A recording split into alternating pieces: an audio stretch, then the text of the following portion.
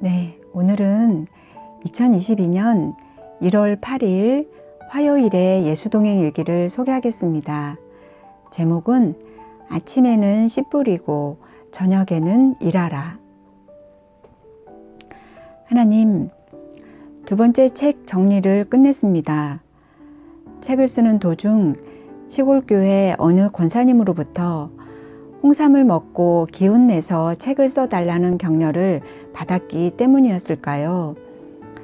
주제가 주제이니만큼 이번에는 책 쓰기가 더더욱 어려울 거라는 제 예상과 달리 주께서 주신 집중력의 힘으로 순식간에 일을 마친 기분이 듭니다. 첫 번째 책을 예수님의 십자가 앞에서 썼다면 이번에는 예수님의 부활 생명을 힘입어 그 능력으로 책을 쓴 것 같습니다. 하나님, 삶은 언제나 처음 부딪히는 일들의 연속입니다. 그러기에 크고 높은 차원의 하나님께 나를 내맡겨 따라가는 것만이 제가 해야 할 일임을 다시금 상기하게 됩니다. 코로나 시대에 급변한 출판 시장의 흐름 속에서 또 하나의 책을 낸다는 것이 어떤 의미인지를 저는 아직 모르겠습니다. 이 역시 처음 겪어보는 시대에 처음 겪는 일이기 때문입니다. 그러나 하나님께서는 이미 모든 것을 아시기에 저는 그저 하나님의 인도하심에 순종하고 따르며 기다리고 기도할 뿐입니다. 하나님, 모든 걸음을 통해 주님의 영광을 드러내시옵소서. 책을 쓰고 난 뒤 당분간은 쉬려고 했었습니다.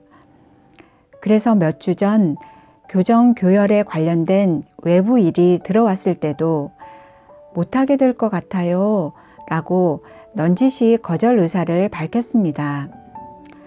그런데 어제 낮 동안 졸면서 전도서를 읽는데 한 구절에서 갑자기 눈이 번쩍 뜨였습니다.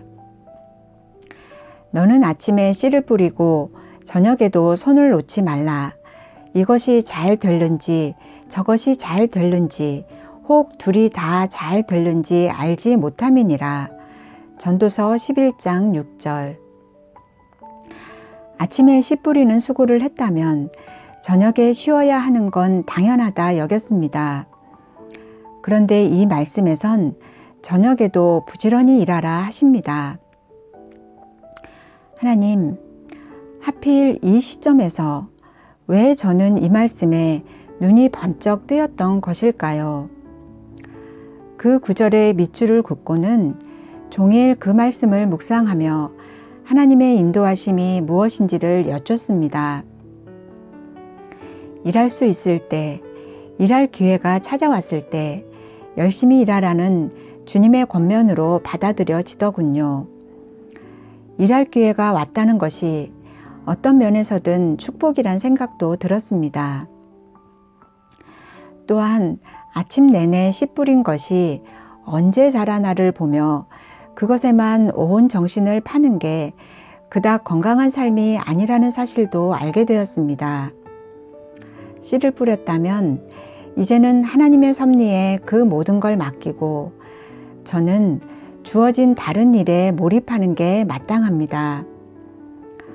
그래서 오늘은 전화를 걸어 몇 주 전에 의뢰받은 그 일을 하기로 결정했습니다. 또다시 몇 달, 저는 일하는 모드로 살게 될 것입니다. 그 일을 통해 하나님께서는 우리 가정에 복을 주시고 저로 영적인 축복도 누리게 하시리라 믿습니다.